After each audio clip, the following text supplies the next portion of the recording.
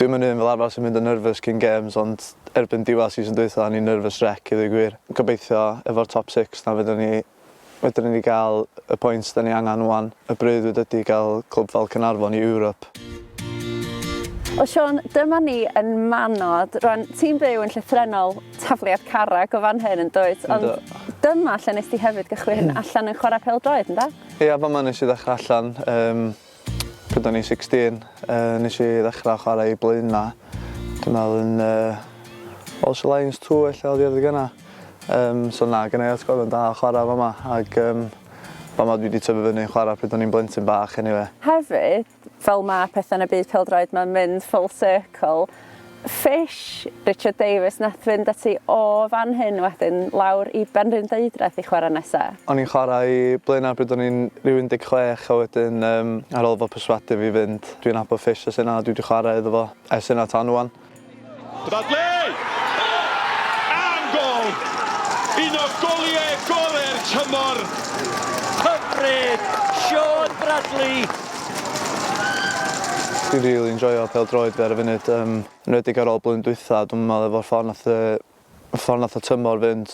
Dwi'n mynd fel arfer sy'n mynd yn nervous cyn games, ond erbyn diwedd season dwytha, ni'n nervous wreck i ddweud gwir. Gwybod bod chdi mewn relegation fight fo'n ffordd. So na, blwyddyn yma mae Fish jyst wedi dod mewn. Di gael signings newydd i fewn sydd yn ffitio y clwb Caernarfon mewn ffordd. Mae'r stafell newid yn lot mwy positif.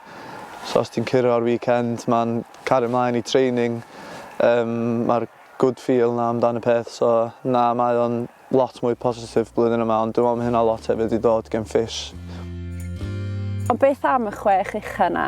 Ydy o fewn gafal tymor yma ar ôl y siom o beidio fod yna tymor dwytha? Ie, yndi, lot fwy positif. Mae o'n, pryd da ni'n curo games, dwi'n meddwl mae o'n dod â lot o cefnogwyr i fewn, a maen nhw'n, da chi'n gweld pryd da chi'n chwarae'n Caernarfon, mae'n rili lle anodd i chwarae pryd mae bob dim yn mynd efo ni. Gobeithio efo'r top 6 na fydden ni gael y pwynt da ni angen wan i orffan yna.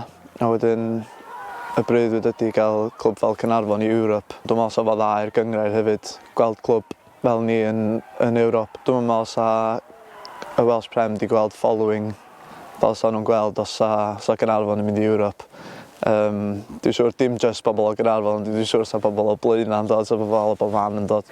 Mae rhaid i fi ofyn i ti hefyd, wrth gwrs, da ni'n dechrau'r tymor yma hefo'r gêm na yn erbyn Bai Colin, ennill o bedair gol i ddim.